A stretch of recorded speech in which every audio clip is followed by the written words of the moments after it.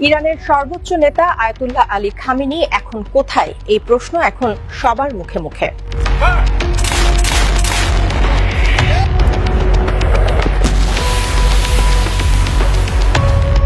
আমেরিকার হামলার আতঙ্কে মাটির নিচে গোপন স্থানে সরিয়ে নেওয়া হয়েছে ইরানের সর্বোচ্চ নেতা আয়াতুল্লাহ আলী খামেনিকে। তেহরানের পরিস্থিতি এখন চরম থমথমে। ইরান ইন্টারন্যাশনালের গোপন সূত্র নিশ্চিত করেছে আয়াতুল্লাহ আলী খামেনিকে জরুরি ভিত্তিতে এক দুর্ভেদ্য ভূগর্ভস্থ বাংকারে সরিয়ে নেওয়া হয়েছে। পেন্টাগনের যুদ্ধের সাজ রব দেখে ইরানের শীর্ষ সামরিক ও নিরাপত্তা কর্মকর্তারা আর কোনো ঝুঁকি নিতে চাননি। তারা নিশ্চিত আমেরিকার টার্গেট এবার খোদ ইরানের সর্বোচ্চ নেতা আয়াতুল্লাহ আলী খামেনি।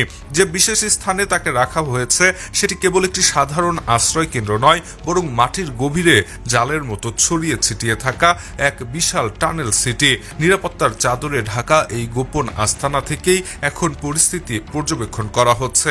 খামেনির এই আকস্মিক অন্তর্ধান প্রমাণ করে বিপদ আসলে কতটা সন্নিকটে। কিন্তু প্রশ্ন হলো, নেতা যদি মাটির নিচে চলে যান তবে এই সংকটময় মুহূর্তে দেশ চালাবে কে? ঠিক এখানেই সামনে এসেছে এক নাটকীয় মোড়, যেখানে ক্ষমতার চাবি হাত বদল হচ্ছে খামেনির নিজের সন্তান অর্থাৎ মাসুদ খামেনির হাতে।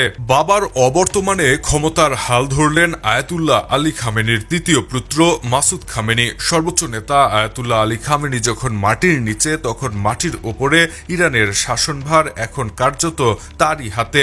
বাবার দপ্তরের দৈনন্দিন সব কার্যক্রম এবং সরকারের নির্বাহী শাখাগুলোর সঙ্গে যোগাযোগের একমাত্র মাধ্যম হিসেবে এখন কাজ করছেন মাসুদ খামেনি। তেহরানের অন্দরমহলে যখন ক্ষমতার এই পালাবদল চলছে, তখন হাজার মাইল দূরে ওয়াশিংটনে চলছে হামলার চূড়ান্ত ক্ষণগণনা।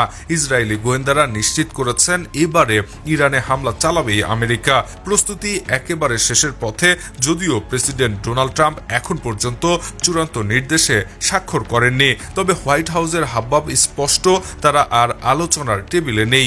ইসরায়েলি চ্যানেল 12 জানাচ্ছে, হামলার পর ইরান যাতে পাল্টা আঘাত করতে না পারে সেজন্য মার্কিন সেনারাও বর্মপরে প্রস্তুত রয়েছে। কিন্তু সাগরে আসলে কি পরিমাণ মরণাস্ত্র জড়ো করা হয়েছে সেই ভয়াবহ চিত্র শুনলে আপনার গায়ের লোম দাঁড়িয়ে যাবে। মধ্যপ্রাচ্যের জলসীমা এখন আমেরিকার বারুদের ভান্ডার। গত 8 মাসের ইতিহাসে সাগরে এত বিশাল সৈন্য আর যুদ্ধাস্ত্রের সমাবেশ এর আগে দেখেনি বিশ্ব।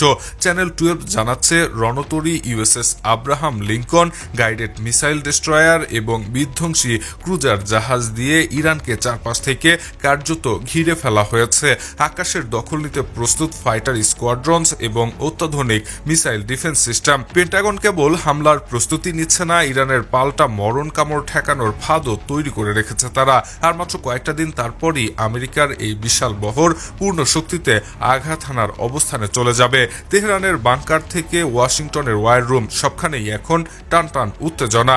যে কোনো মুহূর্তে একটি ভুল সংকেত পুরো মধ্যপ্রাচ্যকে আগুনের কুণ্ডুলি বানিয়ে দিতে পারে। বিশ্ব এখন দম বন্ধ করে অপেক্ষা করছে কখন বেজে উঠবে সেই ভয়াবহ যুদ্ধের siren. Shahriar Alam, EBD news.